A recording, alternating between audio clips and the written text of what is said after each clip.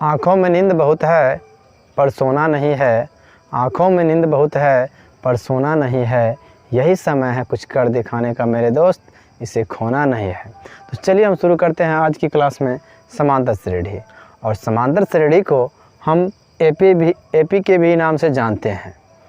चलिए, तो एपी का अर्थ होता है, ए से होता है अर्थमेटिक और पी से होता है प्रोग्रेशन, यानी कि अर्थमेटिक प्रोग्रेशन इसे इंग्लिश में बोला जाता है और इसे हिंदी में समांतर श्रेणी कहा जाता है। तो चलिए आज हम पढ़ेंगे समांतर श्रेणी। तो सबसे पहले हम समांतर श्रेणी कहते किसे हैं, तो चलिए गौर से सुनिएगा कि जब कोई संख्या में एक निश्चित संख्या जोड़ते हैं तो एक सूची तैयार होता है और उसी सूची को हम समांतर श्रेणी कहते हैं। और उस सूची में जो हम एक निश्चित संख्या जोड़े उसे हम सार्व अंतर कहते हैं। तो चलिए आइए, मान लीजिए कि कोई एक संख्या है, यहाँ समझ लीजिए कि कोई एक संख्या है, इसमें हम कोई भी एक अगर निश्चित संख्या जोड़े तो समांतर श्रेणी हमारा तैयार हो जाएगा। जैसे मान लीजिए कि हम एक निश्चित संख्या लेते हैं 3 और 3 इसमें हम जोड़ते हैं तो इसके बाद क्या हो जाएगा, 5 हो जाएगा। अगर 5 में निश्चित संख्या क्या था, 3 था, तो अगर 3 हम इसमें जोड़े तो क्या हो जाएगा, 8 हो जाएगा। फिर निश्चित संख्या इसमें जोड़ रहे हैं, 3 था निश्चित संख्या, तो ये कितना हो जाएगा, 8 3 11 हो जाएगा। आप समझ रहे होंगे कि यह एक प्रकार की सूची तैयार हो गया है और एक निश्चित संख्या जोड़ने से हुआ है, तो इसे हम समांतर श्रेणी कह सकते हैं। इसी प्रकार आगे भी डॉट डॉट का अर्थ होता है, इसी प्रकार आगे भी, समझ गए। और इसमें जो हम एक निश्चित संख्या जोड़े क्या, वो 3, ये 3 जोड़े एक निश्चित संख्या, इसी निश्चित संख्या को हम बोलते हैं सार्व अंतर। सार्व अंतर, समझ गए, सार्व अंतर। चलिए समांतर श्रेणी में समझिए कि नहीं समझ में आया होगा तो यहाँ समझिए कि आपके घर में कोई सीढ़ी होगा, इस प्रकार का सीढ़ी होगा, देखिए इस प्रकार का सीढ़ी होगा, इस प्रकार का सीढ़ी होगा। चलिए यहाँ पर थोड़ा बराबर कर लेते हैं। चलिए, तो यहाँ पर देखते होइएगा तो यहाँ पर इसको बोलते हैं हम लोग पैर रखने वाला, लेकिन समांतर श्रेणी में इसे हम पद बोलते हैं। क्या, पद। जैसे इसमें देखिए कितना पद, 1 2 3 4 और अन्य पद भी हो सकता है। उसी प्रकार ये पद है, ये भी पद है, ये भी पद है, ये भी पद है, ये भी पद है। जब हम आगे बढ़ते हैं एक पद से दूसरे पद में तो सीढ़ी में क्या होता है कि बीच की दूरी समान होता है। ये भी बीच की दूरी उतना ही होगा जितना ये दूरी होगा और इस बीच की दूरी उतना ही होगा जितना ये होगा। इसी तरह सभी सीढ़ी में जो पद होता है पैर रखने वाला, उसका अंतर क्या होता है, समान होता है। तो एक प्रकार से यह समांतर श्रेणी का निर्माण करता है। तो समझ गए होंगे, सार्व अंतर समझ गए होंगे, जो निश्चित संख्या जोड़ते हैं उसे हम सार्व अंतर कहते हैं। अब बात करते हैं कि सार्व अंतर धनात्मक और ऋणात्मक दोनों हो सकता है, यानी कि जो हम निश्चित संख्या लेते हैं वो प्लस में भी हो सकता है या तो माइनस में भी हो सकता है, समझ गए। चलिए यहाँ पर एक प्रकार का, यहाँ पर अब देखिए एक हम लिखते हैं, जैसे मान लीजिए कि कोई है 2 4 6 8 10 डॉट डॉट डॉट डॉट, इसी प्रकार का। तो इसको हमको देखिए एपी है या नहीं है, तो देखिए बीच का जो है एक निश्चित संख्या जुड़ा हुआ है। देखिए 2 से हो गया कितना, 4, तो इसमें एक संख्या आया, कितना बढ़ा, 2 बढ़ा। अब यहाँ कितना बढ़ा, तो 4 से 6 2 बढ़ा, 6 से 8 कितना, 2 बढ़ा, 8 से 10। देखिए एक निश्चित संख्या बढ़ रहा है। जब एक निश्चित संख्या बढ़ रहा है तो इसे हम एपी कह सकते हैं, यानी कि समांतर श्रेणी कह सकते हैं। अब इसमें कौन सी संख्या जोड़ाया है, निश्चित संख्या, तो जोड़ाया है 2, तो 2 से 4 6 8 10 ऐसे हो गया। तो यही इसी 2 को हम कहेंगे सार्व अंतर। सार्व अंतर, बात समझ गए होंगे। चलिए आगे समझिए इसमें कि इसमें हम शुरू वाले जो होता है ये सब पद है, ये भी पद है, ये भी पद है, ये भी पद है, सभी पद है। अब इसमें शुरू वाले को बोलते हैं, पहले वाले को प्रथम पद या तो पहला पद, पहला पद। दूसरा को बोलते हैं दूसरा पद या तो द्वितीय पद, दूसरा पद, तीसरा को बोलते हैं तीसरा पद, समझ गए होंगे। आगे चौथा पद, पाँचवा पद, छठा पद, इसी तरह से आगे बढ़ता जाएगा। तो पद आप पहचान गए होंगे। चलिए, तो यहाँ पर प्रथम पद को हम सूचित करते हैं। प्रथम पद को इसी में देख लीजिए, प्रथम पद को हम ए से सूचित करते हैं। बात समझ गया। A1 से, इसको A2 से सूचित करते हैं, इसको A3 से सूचित करते हैं, इसे A4 से, इसे A5 से। ये हो गया डॉट डॉट डॉट, ये आपका हो गया पद। यानी पद को हम ए से सूचित करते हैं। पहला पद है तो A1 होगा, दूसरा है तो A2 होगा, समझ गए होंगे। चलिए, अब इसमें हम एक सूत्र देते हैं जिससे D का मान निकालते हैं, यानी कि सार्व अंतर का मान हम कैसे ज्ञात कर सकते हैं। तो चलिए, यहाँ पर सार्व अंतर को हम सार्व अंतर निकालने के लिए सार्व अंतर बराबर होता है, और ध्यान रखिएगा कि सार्व अंतर को हम D से सूचित करते हैं, यानी कि D द्वारा दर्शाया जाता है। तो यहाँ होता है A2 माइनस A1, या तो A3 माइनस A2 हो जाएगा, या तो A4 माइनस A3 हो जाएगा। इससे हमारा D का मान निकल जाएगा। जैसे यहाँ पर देखिए, A2 का मान कितना लेंगे, तो ये पहला हुआ, दूसरा, तो A2 का मान हो गया 4, माइनस तो माइनस, A1 का मान कितना लेंगे, तो A1 का मान शुरू वाला 2 होता है, घटाएंगे तो 2 हो जाएगा। यही आपका D मान होता था। अगर चलिए हम इस पर निकालते हैं, सॉरी यहाँ पर A3 होगा, तो इस पर अगर निकाले, देखिए A4 का मान पहला, दूसरा, तीसरा, चौथा, तो चौथा का कितना है 8, A4 का मान माइनस A3 कितना होगा 1 2 3, 3 ये हो गया 6, कितना घटेगा, बचेगा 2। देखिए, किसी भी परिस्थिति में D का मान हमेशा समान होना चाहिए, क्योंकि वो एक निश्चित संख्या है, इसलिए अलग अलग D का मान एक सवाल में नहीं हो सकता है। उम्मीद करते हैं कि समझ रहे होंगे, तो बने रहिए, आगे हम बात करते हैं। अब यहाँ पर AP का एक व्यापक रूप होता है, उसको यहाँ से समझिए। इसको हम बोलते हैं A, प्रथम पद को A, तो दूसरा पद कैसे निकला, देखिए इसमें A में अगर हम D का मान जोड़ दे तो अगला पद निकल जाएगा। बात समझ गए। अगर हम तीसरा पद निकालें तो A में 2 गो D हम जोड़ दे तो तीसरा पद निकलेगा। इसी तरह हम चौथा पद लिखे तो A में 3D अगर लिख दे तो यहाँ पर चौथा पद निकल जाएगा। इसी तरह अगला बात करें तो अगर पाँचवा पद के A प्लस 4D लिखे तो पाँचवा पद निकल जाएगा। बात समझ रहे होंगे। चलिए, इसको हम थोड़ा मिटा लेते हैं, इसको थोड़ा हम मिटा लेते हैं, हम समझ गए होंगे। चलिए, यहाँ पर ये हो गया कि प्रथम पद को A, दूसरा को A प्लस D, और तीसरा को A प्लस 2D, और तीसरा को A प्लस 2D, और चौथा को A प्लस 4D, पाँचवा को A प्लस 4D होगा। तो चलिए, इसका व्यापक रूप होता है क्या, A plus D, A plus 2D, A plus 3D dot dot dot. इसी प्रकार से आप AP को निर्माण कर सकते हैं, यानी AP को लिख सकते हैं। ये व्यापक रूप हुआ। इस पर हम अगर बैठाएंगे A का मान और D का मान, तो हमारा एक समांतर श्रेणी तैयार हो जाएगा। समझ गए। देखिए, यहाँ पर क्या करना है, अगर आपको बोले पाँचवा पद तो एक घटा दीजिएगा, आप एक घटा दीजिएगा।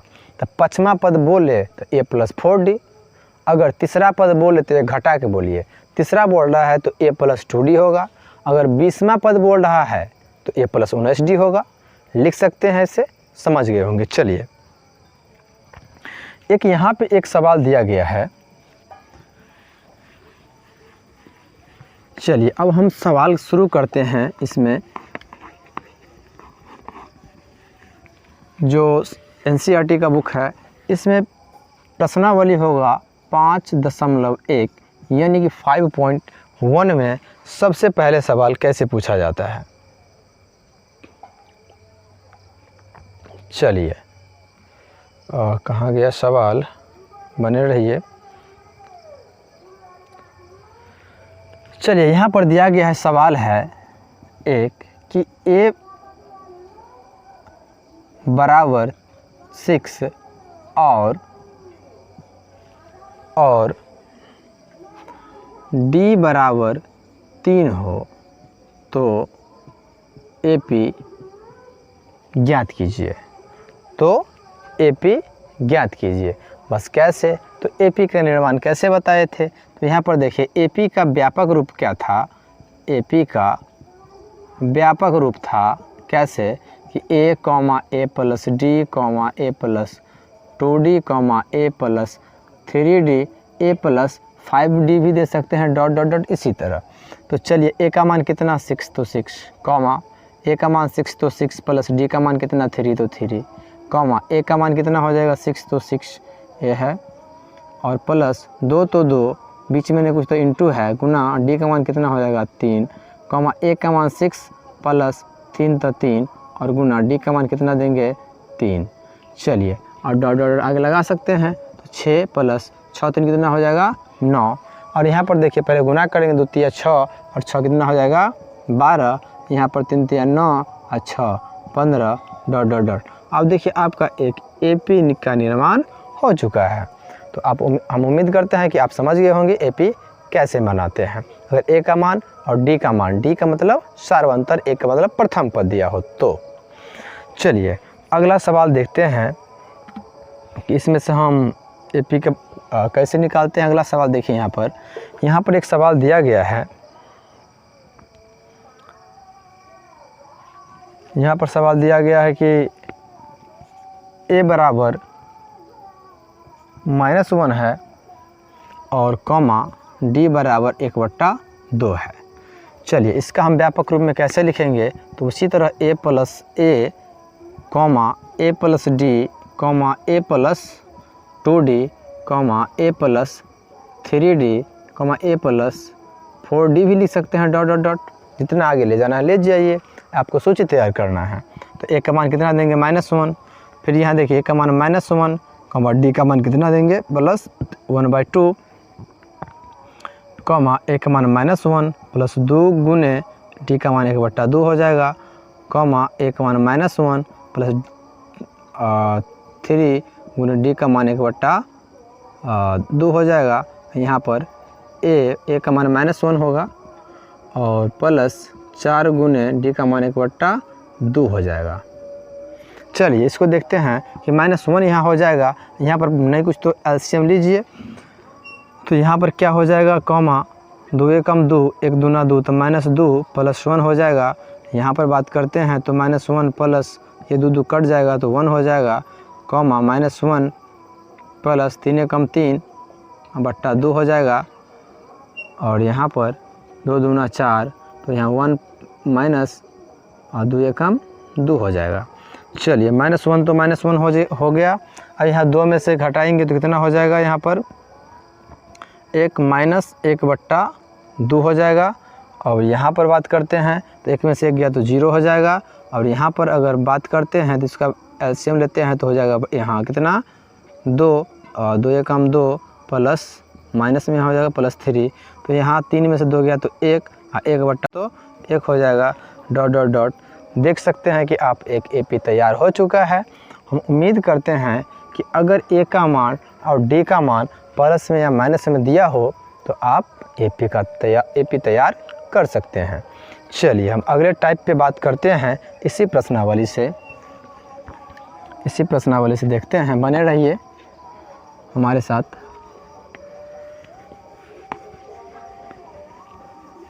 चलिए अगर कोई भी परेशानी हो अभी भी इस सवाल में पहचानने में तो आप हमें कमेंट ज़रूर कीजिए, हम उसका हल ज़रूर निकाल करके आपको देंगे। चलिए अगला टाइप बोल रहा है कि यहाँ पर एक सवाल है कि 12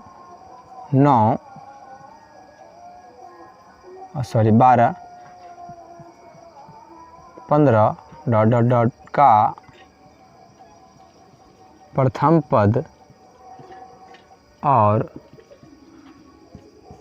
सार्वअंतर क्या होगा या तो वो क्या निकाले, ऐसा बोल सकता है। तो चलिए अभी हम आपको बताए थे प्रथम पद बोल रहा है, सबसे पहले तो लिखना है यहाँ प्रथम पद। प्रथम पद को हम ए से भी लिखते थे, तो ए का भी मान पूछ सकता है या तो डी का मान पूछ सकता है। जैसे कि आपसे पूछ रहा है क्या, सार्व अंतर, इसको हम क्या लिखते हैं, डी। अगर सार्व अंतर नहीं बोलेगा तो डी का मान बोलेगा, प्रथम पद नहीं बोलेगा तो ए का मान बोलेगा। प्रथम पद हम अभी आपको बताए थे कि प्रथम पद उसी को कहा जाता है जो सबसे पहला होगा। प्रथम का मतलब पहला, तो पहला संख्या कितना है, 6। तो हमारा एक आंसर आ चुका है कि प्रथम पद कितना होगा, 6। समझ गए होंगे। उसके बाद बोल रहा है कि सार्वंतर क्या होगा।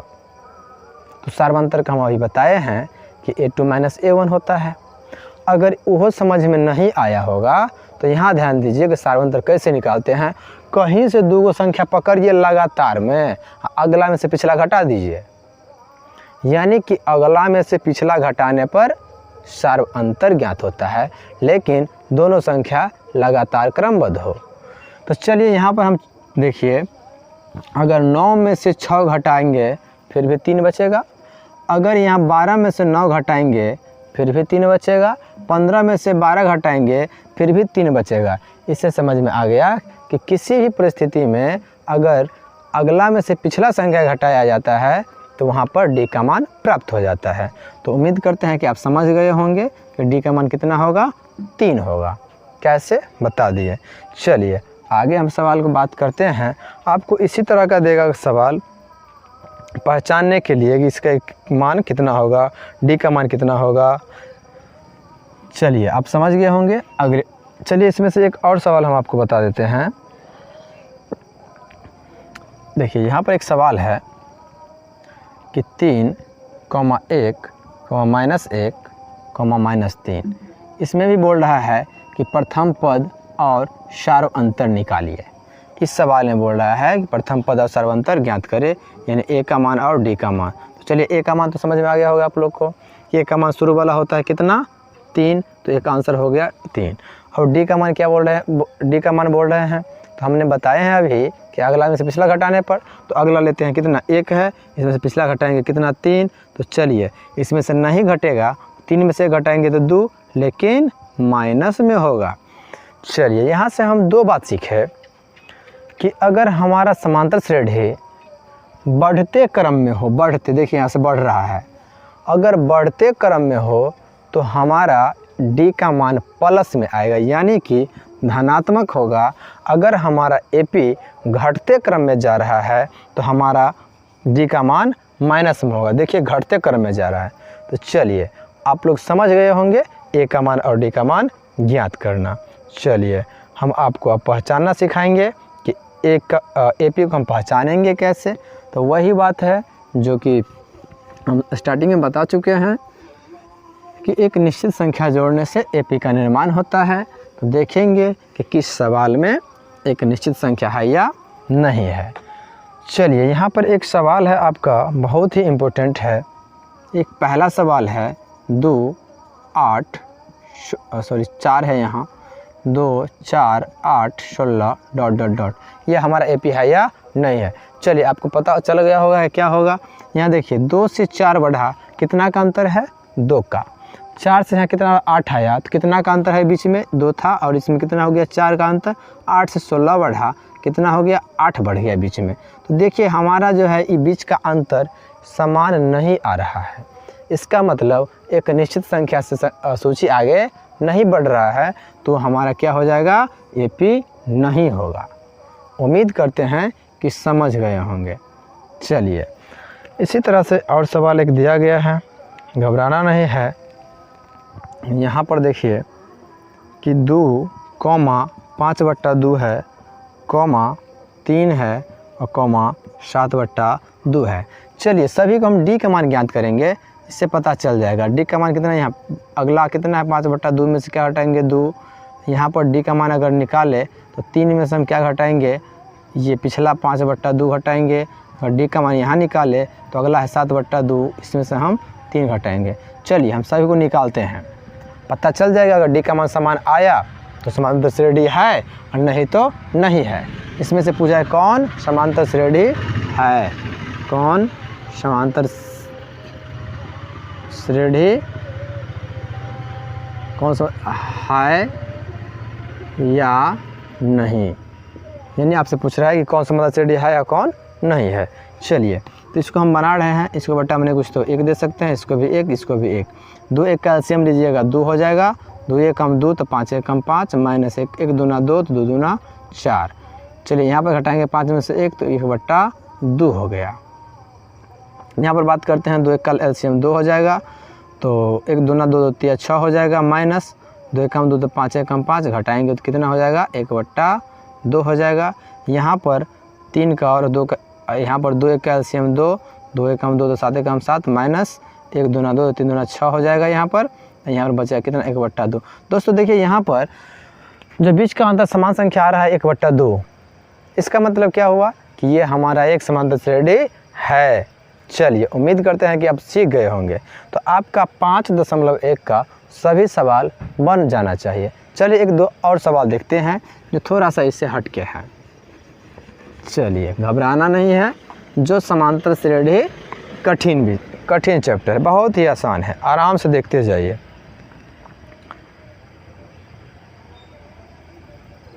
चलिए यहाँ पर एक दिया गया है,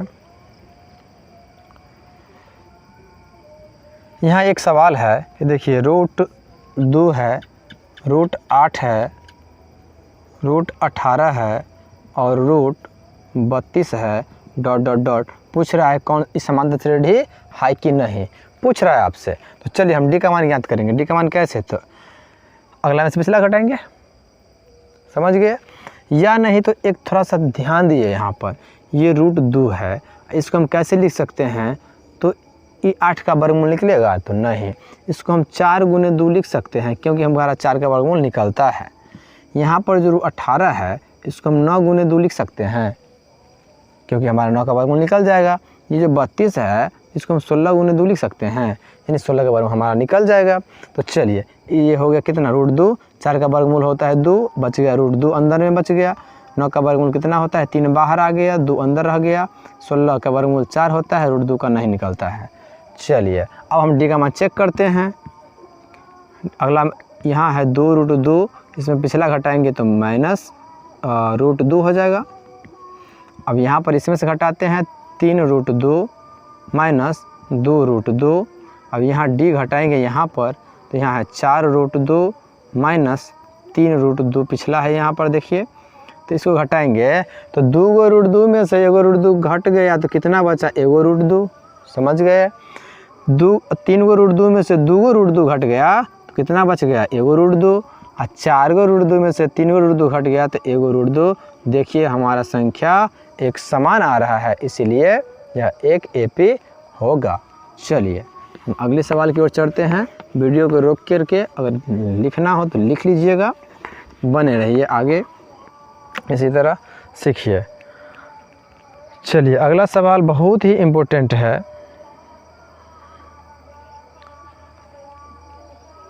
तो यहाँ पर एक सवाल ऐसा भी हो सकता है कि a, a², AQ, a⁴ ... हमारा AP है कि नहीं। चलिए दोस्तों तो यहाँ पर अगला में से अगर हम पिछला घटाएंगे, देखिए a का स्क्वायर में से a आप नहीं घटा सकते हैं।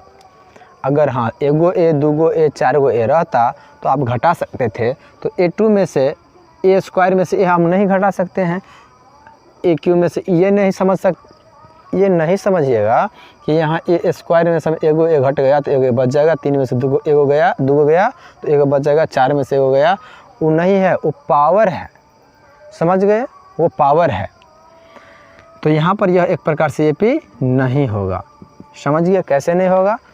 चलिए यहाँ पर एक सवाल और है कि अगर इसी सवाल को इस तरह से दिया रहे कि अगर a, 2a, 3a,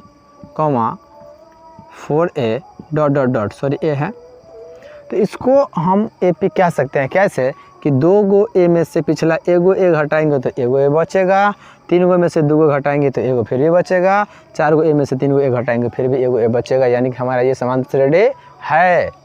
चलिए नेक्स्ट सवाल आगे की ओर चलते हैं। एक और है, देखिए बहुत ही इम्पोर्टेंट है कि 1 का स्क्वायर, 3 का स्क्वायर, कॉमा 5 का स्क्वायर कॉमा 7 का square dot dot dot AP है कि नहीं। चलिए 1 का स्क्वायर कितना 1, 3 का स्क्वायर कितना 9 होता है, 5 का स्क्वायर 25 होगा और 7 का 49 होता है। चलिए दोस्तों यहाँ पर देखिए कितना का अंतर है 8 का, यहाँ पर कितना का अंतर है तो देखिए यहाँ पर हो जाएगा आपका 16 का अंतर है, और यहाँ पर बात करें अगर हम तो 24 का अंतर है। ये बीच में 8 का अंतर है, यहाँ पर 16 का और यहाँ पर 24 का अंतर है। देखिए अंतर समान नहीं है, इसलिए यह एक AP नहीं होगा। यहीं पर एक और सवाल, लास्ट सवाल है आप सबके लिए। देखिए 1 का स्क्वायर है, 5 का स्क्वायर है, 7 का स्क्वायर है और 73 है। बोल रहा है AP है या नहीं। तो ये देखिए यहाँ पर इसका स्क्वायर कितना होगा, 1 का स्क्वायर 1, 25 का होता है 5 का 25 और 7 का कितना हो जाएगा आपका 49 और यहाँ पर 73 तो 73। देखिए यहाँ पर हम इसको बनाते हैं कि 25 और 1 कितना का अंतर, 25 में से 1 गया तो 24 बचा। अब यहाँ पर अगला में से हम 49 में से 25 घटाएंगे फिर भी हमको 24 बचेगा। अब 73 में से अगर हम 49 घटाए फिर भी 24 बचता है। इसका मतलब कि संख्या समान है बीच का निश्चित संख्या, तो यह एक AP होगा। उम्मीद करते हैं कि अब आप प्रश्नावली 5.1 या ऑब्जेक्टिव सवाल में ऐसा टाइप का सवाल जो पूछा जाएगा तो आप गलती नहीं करेंगे। तो चलिए मिलते हैं अगले वीडियो में, तब तक के लिए धन्यवाद। यहीं तक।